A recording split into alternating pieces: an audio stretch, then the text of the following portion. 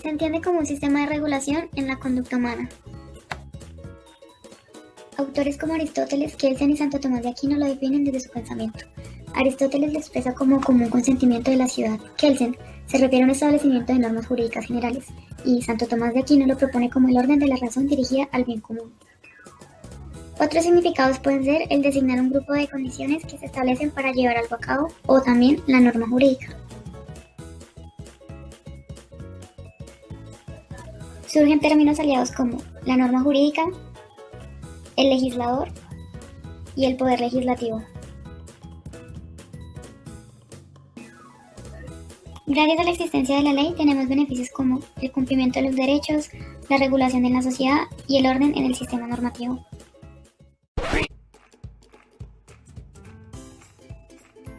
Bien, ahora veremos cuáles son las características de la ley o ciertos requerimientos que debe cumplir.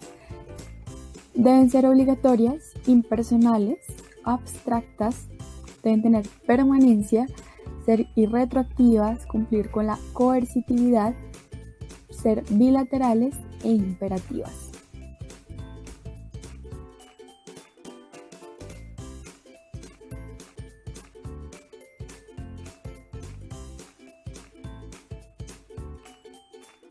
Como primer característica tenemos que deben ser obligatorias. Esto quiere decir que deben ser respetadas y cumplidas por todos los ciudadanos que estén en el territorio en el cual rijan estas leyes. En segundo lugar, deben ser impersonales. Las leyes no están hechas para una sola persona o cierta cantidad de personas en específico, sino a un indeterminado número de ellas. En tercer lugar, encontramos que las leyes son abstractas. Esto quiere decir que la ley regula una situación supuesta que puede ser materializada por las personas sujetas a las leyes y tendrán que seguir el procedimiento que la misma dicte. También encontramos el criterio de permanencia, es decir, que son formuladas con un carácter indefinido y permanente. Solo dejan de tener vigencia cuando son subrogadas, abrogadas o derogadas a partir de leyes posteriores. Las leyes también deberán ser irretroactivas, ya que regularán los hechos que ocurran a partir de su publicación hacia el futuro, salvo ciertas excepciones. Y por último tenemos el criterio de coercitividad, es decir, que su incumplimiento implica la imposición de una pena o castigo a la persona a quien ejecute esta acción. También entendemos y resaltamos que la ley es bilateral. Debe considerar que la relación jurídica ha de darse necesariamente entre dos sujetos, uno activo y uno pasivo, uno investido de una facultad a la que le corresponde una obligación de otro. El pasivo debe cumplir la obligación y el activo impone cumplir la obligación al sujeto pasivo. También agregar que la ley es imperativa. Llamada autarquía de la norma jurídica, refiere a que ésta se sobrepone a la voluntad de los sujetos cuya conducta en causa, independiente que la voluntad de estos pudiera ser contraria a la ley.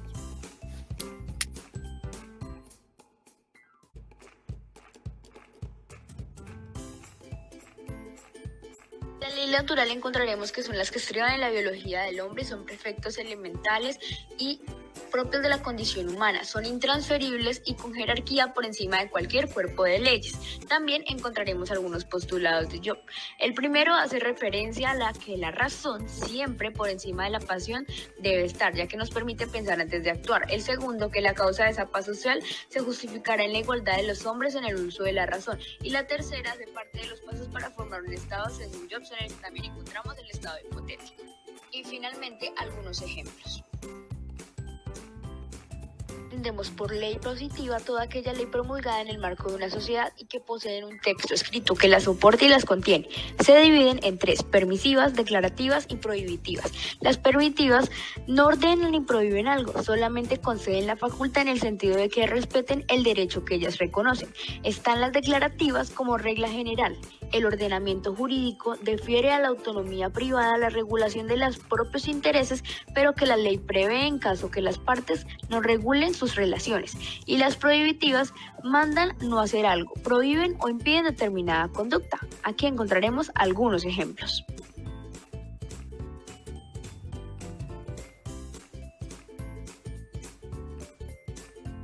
Hans Kelsen, desde una perspectiva positivista, identifica el órgano legislativo del Estado con facultades para crear una norma jurídica. En el derecho positivo, una de las categorías se denomina ámbito de validez de la norma jurídica. Este ámbito de aplicación de la ley hace referencia a la restricción de validez de las leyes, es decir, dice dónde, cuándo y sobre quién se aplicarán dichas leyes. Los ámbitos de validez de las normas jurídicas son: 1. Ámbito espacial de validez. Como nos dice su mismo nombre, se refiere al espacio geográfico o de territorio en el cual una norma es válida o aplica. Sin embargo, gracias a la división de territorio, estas normas se pueden calificar en normas nacionales e internacionales. Además, la regla general permite que estas normas tengan vigencia en la plataforma marítima, continental y el espacio aéreo, incluyendo a los extranjeros que estén debidamente domiciliados en el país, es decir, con la residencia. Pues cuando una persona es extranjera pero no está debidamente domiciliada, no cuenta con derechos civiles en Colombia. También es pertinente recordar que toda norma tiene una excepción, y la de esta es la extraterritorialidad, pues esta extensión de la norma civil permite que se produzcan efectos jurídicos fuera del territorio nacional, como puede ser vivir en otro país y aún así poder ejercer el derecho al voto desde la distancia. 2. Ámbito temporal de validez. En este ámbito se hace referencia al periodo durante el cual tiene vigencia una norma, reconociendo la validez como el momento en que una norma empieza a producir efectos jurídicos. 3. Ámbito personal de validez. Este hace referencia a las personas o grupos a los cuales se les aplica una norma jurídica, puesto que no todas las normas son válidas para todas las personas. Por sus características, algunas normas serán aplicables a un grupo en concreto o a un solo individuo. Pueden ser generales para todas las personas, genéricas, las que obligan a todos los comprendidos dentro de la categoría designada de la norma, específicas para un grupo en concreto o individuales a un individuo determinado. 4. Ámbito material de validez. En este se conciernen los preceptos jurídicos que se dividen o clasifican dependiendo de la materia que regulan, dividiéndose en dos ramas: derecho público, en el que podemos encontrar el derecho constitucional, administrativo, penal y procesal, y el derecho privado, en el que podemos encontrar el derecho comercial, laboral y civil. La aplicación de la ley en el tiempo. Según la sentencia C-181 de 2002, la regla general sobre la aplicación de la ley en el tiempo prescribe que las leyes rigen a partir de su promulgación hacia el futuro y hasta su derogatoria. Este principio constituye la principal garantía de conocimiento de la voluntad del legislador, así como la base fundamental para la seguridad y la estabilidad jurídica.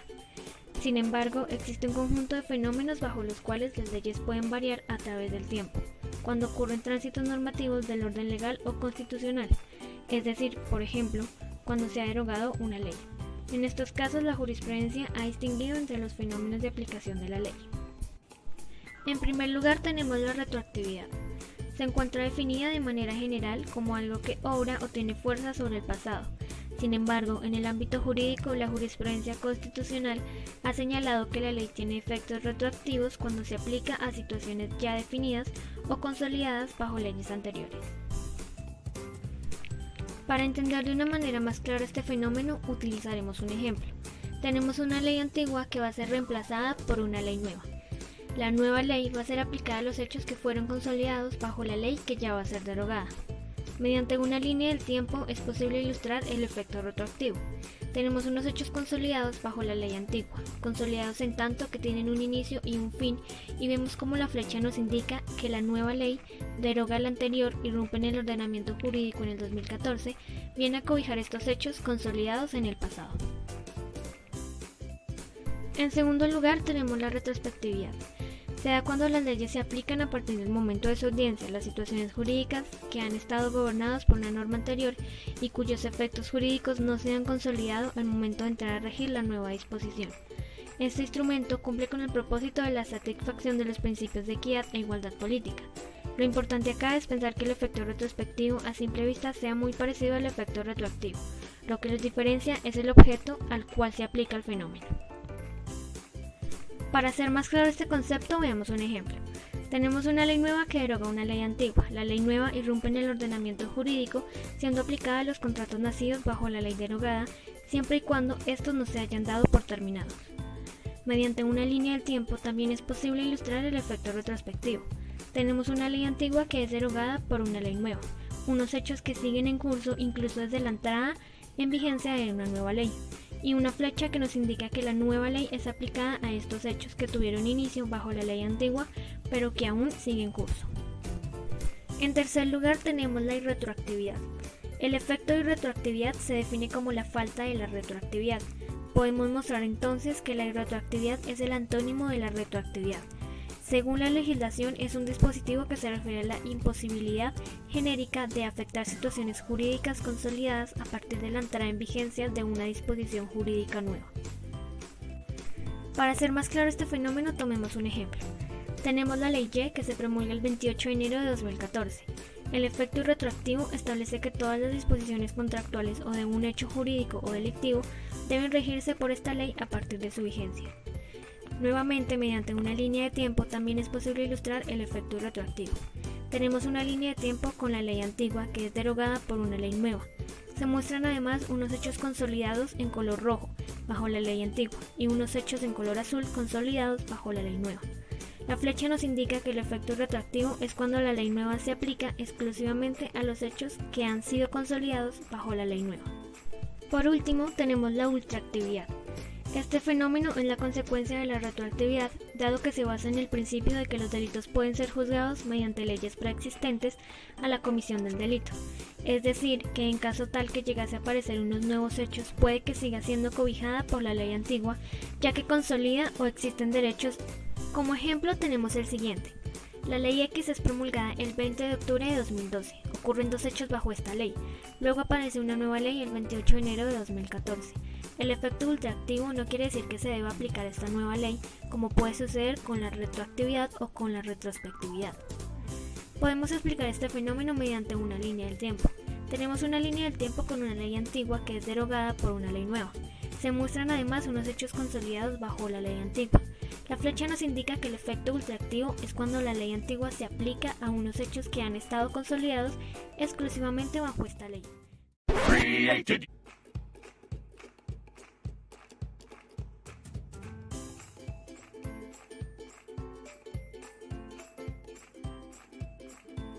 Bueno, vamos a empezar diciendo que la norma jurídica rige todos los hechos que se producen durante su vigencia.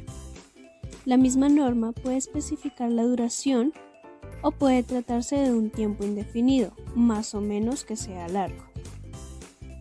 Asimismo, debemos tener en cuenta que no hay ningún problema cuando se realiza un supuesto jurídico.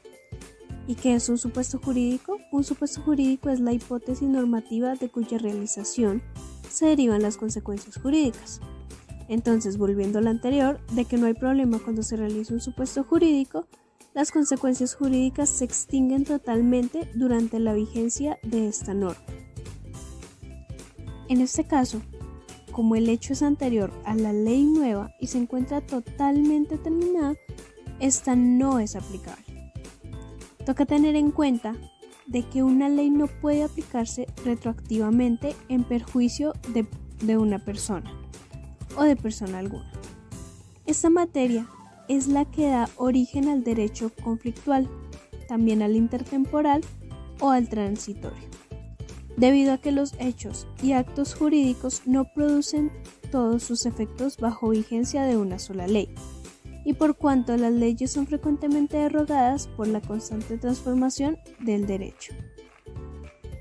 Asimismo, hay que tener en cuenta de que la ley nueva regula inmediatamente las situaciones jurídicas constituidas después de su promulgación, así como los efectos futuros de las situaciones en curso, y que una norma no regula las situaciones que se han consolidado jurídicamente antes de su promulgación, a menos de que la misma norma así lo establezca expresamente.